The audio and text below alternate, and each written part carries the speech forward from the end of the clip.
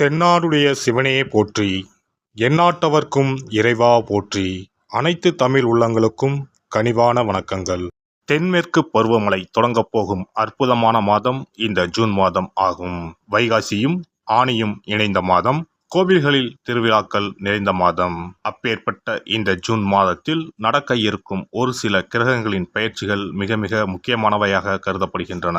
ஒரே சமயத்தில் பல கிரகங்கள் அதிக பலம் பெற்று ஆட்சியாக அமரும் அமைப்பு இந்த ஜூன் மாத கிரக பெயர்ச்சியில் ஏற்படுகிறது. இந்த ஆண்டு ஜூன் மாதம் நடக்கும் பெயர்ச்சிகளில் மிக மிக முக்கியமான ஒன்று செவ்வாய் பெயர்ச்சியாகும். சில மாதங்களாகவே பகை கிரகங்களுடன் சஞ்சரித்து வந்த செவ்வாய் பகவான் தற்போது தன்னுடைய சொந்த வீட்டில் ஆட்சி பலம் பெற்று சஞ்சரிக்கப் போகிறார். ராகுவிடம் இருந்து விலகி தனித்து பயணம் செய்வது பல ராசிகளுக்கு யோகம் கொடுக்கும். ஜூன் 1ஆம் தேதியே செவ்வாய் பகவான் மேச ராசிக்கு இடப்பெயர்ச்சி ஆகின்றார். சுக்கிர பகவான் ஜூன் மாதம் 12ஆம் தேதி மிதுன ராசிக்கு இடப்பெயர்ச்சி அடைகிறார். இது லட்சுமி நாராயண யோகத்தை ஏற்படுத்தும். சூரிய பகவான் ஜூன் 15ஆம் தேதி மிதுன ராசிக்கு பெயர்ச்சியாகிறார். இது ஆனி மாத பிறப்பை குறிக்கும். மிதுன ராசியில் பெயர்ச்சியடையும் புதன் பகவானால் 3 ராஜயோகங்கள் உண்டாகும். சனி பகவான் மாத இறுதியில், அதாவது ஜூன் மாதம் 30ஆம் தேதி வக்கர பெயர்ச்சி அடைகிறார். சனியின் பார்வையில் செவ்வாய், சனி மற்றும் செவ்வாய் ஆட்சி பலம் போன்றவைகளால் சில நெருக்கடிகளை உண்டாக்கும். குரு பகவானின் சுப பார்வை கன்னிராசியில் இருக்கும் கேது பகவானின் மீது படுவதால் ஒவ்வொரு ராசி குறிப்பிடத்தக்க மாற்றங்கள் ஏற்படும். இந்த கிரக பெயர்ச்சிகளின் காரணமாக மிதுன ராசியில் புதாதித்ய யோகம், சுக்கிராதித்ய யோகம், கஜலட்சுமி ராஜயோகமும் உருவாகிறது. இதன் காரணமாக சில ராசிக்காரர்களுக்கு அதிர்ஷ்டமும் பணவரவும் பதவி உயர்வும் தன வரவும் கிடைக்க வாய்ப்புள்ளது. இனி உங்கள் ராசிக்கான பலன் என்ன என்பதனை பற்றியும், அசுப பலன் ஏற்படுமாயின் ராசிக்காரர்கள் வழிபட வேண்டிய தெய்வம், மேற்கொள்ள வேண்டிய பரிகாரம் என்ன என்பதனை பற்றியும் காண்போம்.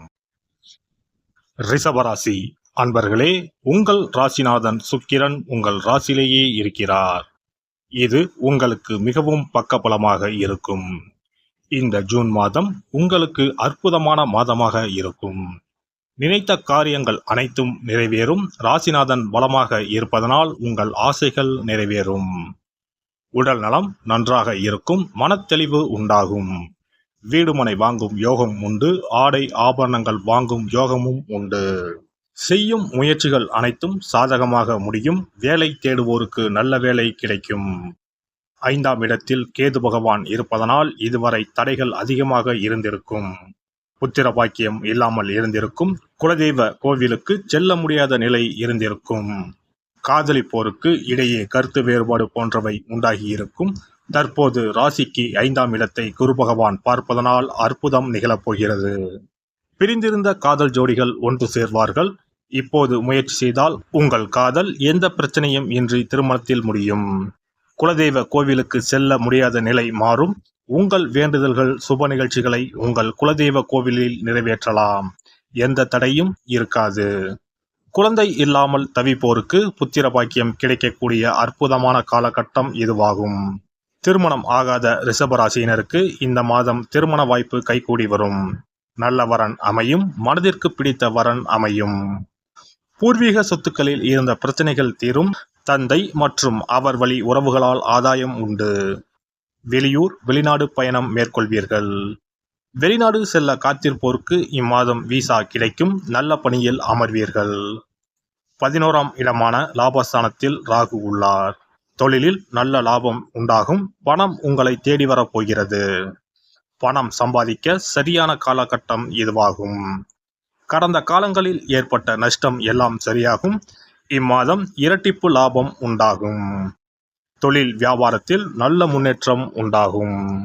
உங்கள் ராசிக்கு 2ஆம் அதிபதி புதன் பகவான் முயற்சி ஸ்தானத்திற்கு வருவதால் நினைத்த எதிர்பார்த்த காரியங்கள் அனைத்தும் நிறைவேறும். இம்மாதம் முழுவதும் நன்மைகள் அதிகம் நடைபெற்றாலும் ஜூன் 12ஆம் தேதிக்கு பின் இன்னும் அற்புதமாக இருக்கும். குடும்பத்தில் மகிழ்ச்சி அதிகரிக்கும். கணவன் மனைவி இடையே கருத்து மோதல்கள் நீங்கும். ஒருவரை ஒருவர் அனுசரித்து விட்டு கொடுத்து செல்வீர்கள். அடுத்தவர் சூழ்ச்சியால் ஏற்பட்ட சண்டை முடிவுக்கு வரும். பிரிந்திருந்த கணவன் மனைவி ஒன்று சேர்வார்கள். பெண்களை பொறுத்தவரை இம்மாதம் சகோதர வழியில் அலைச்சல்கள் ஏற்படும். கணவர் வழி உறவினர்களின் மத்தியில் செல்வாக்கு உயரும். வேலைக்கு செல்லும் பெண்களுக்கு முன்னேற்றம் ஏற்படும். குடும்பத்தினர் மத்தியில் செல்வாக்கு அதிகரிக்கும். இன்ப சுற்றுலாக்கள் சென்று வருவீர்கள். விலகிச் சென்றவர்கள் பற்றிய சிந்தனைகள் மேம்படும். விளையாட்டுப் போட்டிகளில் தனிப்பட்ட ஈடுபாடுகள் உண்டாகும். மாணவர்களுக்கு இம்மாதம் முயற்சிக்கு ஏற்ப பலன் கிடைக்கும். ஆசிரியர் அறிவுரையை ஏற்று நடப்பது நன்மை தரும். மறதி தொடர்பான பிரச்சனைகள் தோன்றி மறையும். எதிலும் நேர்மறை சிந்தனைகளுடன் செயல்படவும். உயர்கல்வியில் எதிர்பார்த்த முடிவு கிடைக்கும். வெளி விளையாட்டுகளில் ஈடுபாடும் புதிய அனுபவமும் கிடைக்கும். விரும்பிய பாட பிரிவுகளிலும் சேர்வீர்கள். அரசியல்வாதிகளை பொறுத்தவரை இம்மாதம் அனுகூலமான பலன்கள் உண்டாகும்.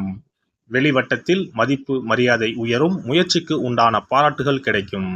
சிலருக்கு புதிய பொறுப்புகள் கிடைக்கும். கட்சியில் உங்கள் செல்வாக்கு அதிகரிக்கும்.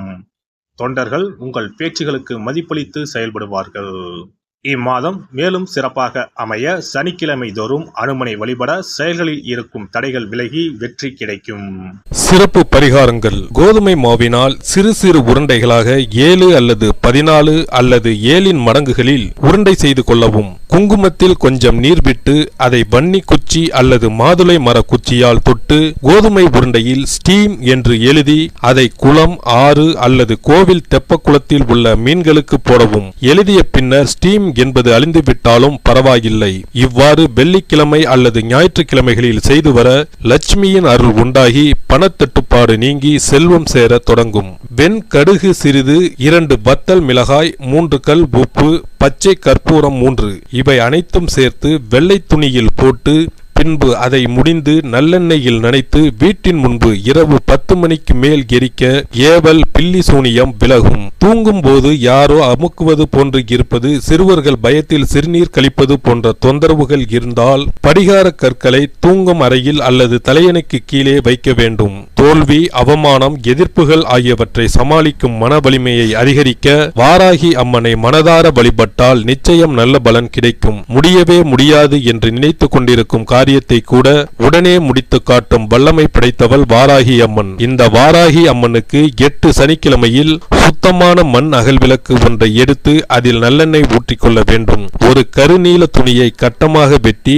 அதில் கொஞ்சம் வெண்கடுகு சேர்த்து எல் தீபம் ஏற்றுவது போல முடிந்து கொள்ள வேண்டும். காலையில் 6 மணியிலிருந்து 7 மணி வரையிலான காலகட்டத்தில் அல்லது இரவு 8 மணியிலிருந்து 9 மணிக்குள் இந்த பரிகாரத்தை செய்துவிட வேண்டும். எல்லாம் வல்ல இறையருளால் நீங்களும் உங்கள் அன்பு குடும்பமும் உடல் நலம், நீலாயுள், நிறை செல்வம், உயர் புகழ், மெய்ஞானம் ஓங்கி வாழ்க வளமுடன். இந்த வீடியோ பதிவு உங்களுக்கு பிடித்திருந்தால் லைக் பண்ணுங்க, கமெண்ட் பண்ணுங்க, ஷேர் பண்ணுங்க, மறக்காம சப்ஸ்கிரைப் பண்ணுங்க. பக்கத்துல இருக்கிற பெல் பட்டனை கிளிக் பண்ணுங்க. நன்றி, வணக்கம். ஓம் நமச்சிவாய. சிவாய நம.